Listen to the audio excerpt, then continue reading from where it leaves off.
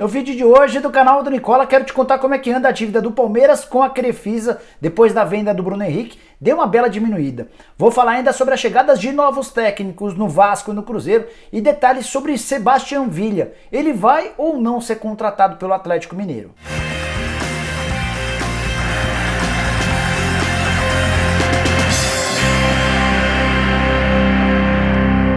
Fala aí pessoal, sou o Jorge Nicola, bem-vindos a mais um vídeo no canal, bem legal ter todos vocês por aqui. E antes de passar as informações que eu prometi agora há pouco, eu queria pedir para assistirem ao vídeo até o fim. Se curtirem, não esqueçam de dar like, de se inscrever no canal. Para se inscrever é super fácil, só apertar esse botãozinho vermelho de inscreva-se, aproveita e aperta também o sininho para receber notificações. No fim do vídeo eu te conto como é que você vira membro do canal do Nicola e passa a ter direito a uma série de vantagens. Fechado?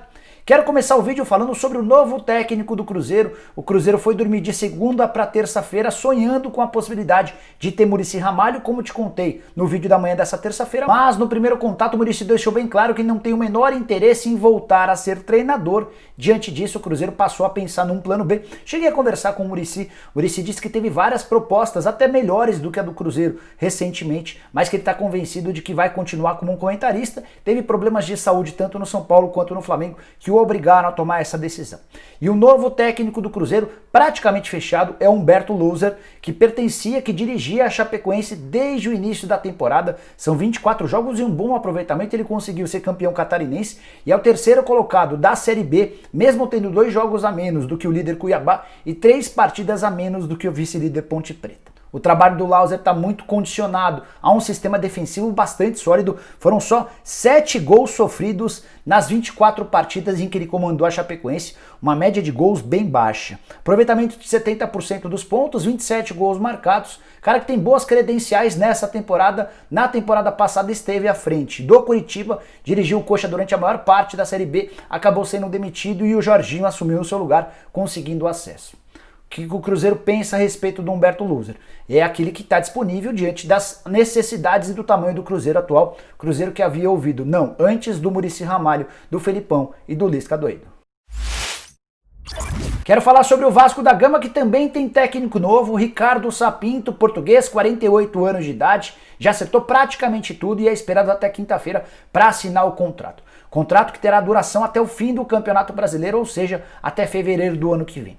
Por que o Vasco decidiu ir buscar um técnico português? Isso tem muito a ver com o sucesso feito pelo Jorge Jesus em território nacional e também com a dificuldade do Vasco em encontrar treinadores brasileiros. Thiago Nunes, Roger Machado, Dorival Júnior, Felipão foram alguns dos contactados e todos disseram não para o atual momento do Vasco. O Ricardo Sapinto tem uma experiência até que grande, mas não muito boa, não é de um técnico de primeira prateleira do futebol português, é bom que se diga. O trabalho dele no Braga teve até um início bom, ele chegou a defender uma invencibilidade de 12 partidas na Liga Europa, conseguiu também classificar o time para a final da Copa da Liga Portuguesa, que é o terceiro torneio mais importante por lá, mas foi demitido por falta de resultados em dezembro do ano passado.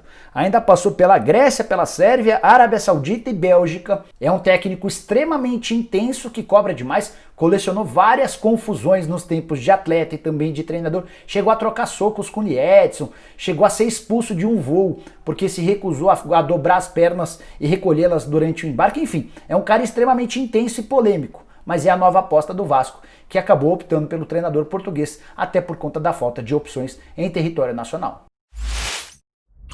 Bora falar agora sobre Sebastião Villa, atacante do Boca Juniors, que interessava ao Atlético Mineiro no mês passado, deixou de interessar e, ao que consta pelos noticiários na Argentina, voltou a despertar o interesse do Atlético Mineiro, a ponto de os dirigentes do Atlético terem mandado uma carta para os dirigentes do Galo, perguntando se os caras querem mesmo ou não a contratação do Sebastião Villa.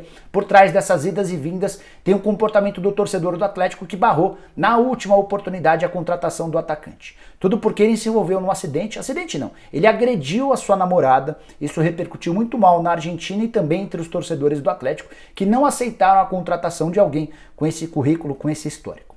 O Atlético naquele momento voltou atrás, mas nos últimos dias, ao que consta, procurou mais uma vez o Boca Juniors com uma oferta que poderia chegar a 7,5 milhões por 50% dos direitos econômicos. Isso equivale a mais de 41,5 milhões de reais para ser mais específico. o Boca Juniors se assustou com essa oferta, com esse valor alto, por um jogador que até pouco tempo atrás o presidente do Atlético Mineiro, Sérgio Sete Câmara, havia descartado publicamente. E o Boca Juniors mandou uma carta ao Galo perguntando: vocês têm mesmo interesse? Vocês querem? Porque uma hora o presidente fala uma coisa, outra hora chega uma proposta.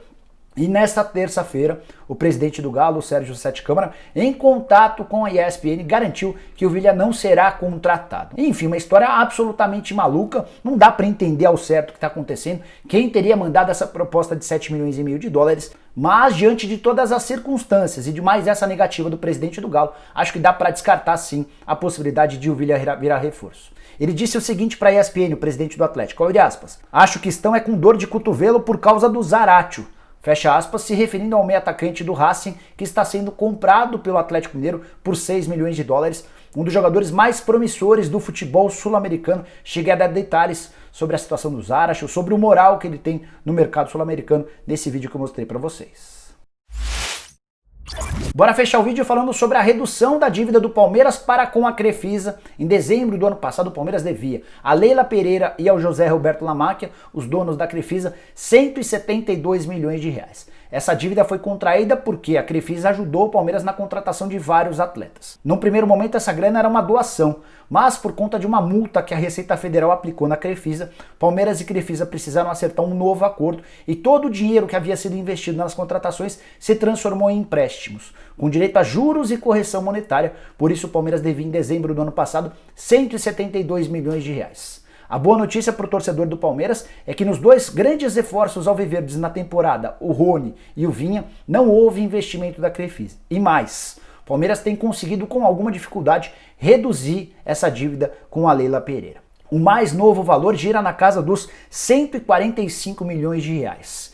E um dos responsáveis pelo abatimento é o Bruno Henrique, que acaba de ser negociado com o Al Ittihad da Arábia Saudita, negócio fechado por 27 milhões de reais. O Palmeiras fica com 100% desses 27 milhões de reais e repassa cerca de 14 milhões para a Leila Pereira para abater a dívida. Foi a Leila quem investiu 13 milhões de reais para comprá-lo do Palermo da Itália quando o Bruno Henrique chegou ao Palmeiras. Por que pagou 13 e está recebendo 14? Por causa dos juros e da correção monetária. O Palmeiras ainda quitou outros pagamentos ao longo dessa temporada. Foram, por exemplo, 7 milhões e meio de reais por conta da ida do Dudu por empréstimo a um clube do Catar. Teve mais 800 mil reais pela negociação do zagueiro Juninho com o Bahia e outros 5 milhões de reais pela venda de 20% dos direitos econômicos do Carlos Eduardo, atacante, para o Atlético Paranaense. Então você soma a venda do Bruno Henrique, o empréstimo parcial do Dudu, a venda de um pedaço do Juninho, além da venda de outro pedaço do Carlos Eduardo, e a gente tem um abatimento de 27 milhões de reais da dívida. A nova dívida do Palmeiras, nesse momento, com a Crefisa, gira na casa dos 145 milhões de reais. Ainda é um valor bastante grande, levando em consideração os outros ativos que o Palmeiras tem para poder diminuir, para poder abater todo esse débito. Jogadores que com uma enorme dificuldade o Palmeiras vai conseguir vender. Dá uma olhada quem são: Borja, Daverson, Lucas Lima e Luan. O Borja está emprestado e não vive um bom momento. O Daverson também está emprestado e não vive um bom momento. O Luan oscila entre titular e reserva do Palmeiras. A situação do Lucas Lima é uma situação que todo mundo conhece, não é uma situação boa. Jogador que não consegue virar titular absoluto, não consegue ter regularidade. O Fabiano, que também havia sido comprado com a ajuda da Crefisa. Esse jogador teve seu contrato rescindido. O Palmeiras preferiu rescindir o contrato do Fabiano para parar de pagar salários dele e aí vai ter de arcar em até 2 anos com tudo que a Crefisa bancou para contratar o jogador. O Palmeiras vai ter de devolver essa grana com juros e correção monetária. Enfim, as coisas não andam muito boas em relação a essa dívida. De qualquer maneira, o Palmeiras conseguiu esse abatimento de 27 milhões de reais. Quem pode garantir um bom acordo, quem pode garantir mais dinheiro é o Dudu, que está emprestado, mas pode ser comprado. Caso essa negociação seja oficializada e ele seja comprado em definitivo, o Palmeiras vai ter direito a mais 6 milhões de euros. Nesse empréstimo foram 7 milhões de euros. Se ele for em definitivo, o Palmeiras embolsa mais 6 milhões de euros e pode usar essa grana para cobrir outras despesas de atletas que não vingaram. Bom, pessoal, eram essas as informações que eu queria dividir com vocês no vídeo de hoje do canal do Nicola. Espero que vocês tenham curtido o vídeo e deixem um like por aqui. Quem ainda não se inscreveu no canal do Nicola vai resolver esse problema agora mesmo. Só apertar esse botãozinho vermelho de inscreva-se. Queria lembrar como é que você vira membro do canal do Nicola. Vou deixar aqui embaixo na descrição do vídeo um link. Você clica lá, escolhe qualquer um dos 5 planos e passa a ter direito a uma série de vantagens. Beleza? Nos vemos qualquer hora dessas. Um abraço. Tchau, tchau.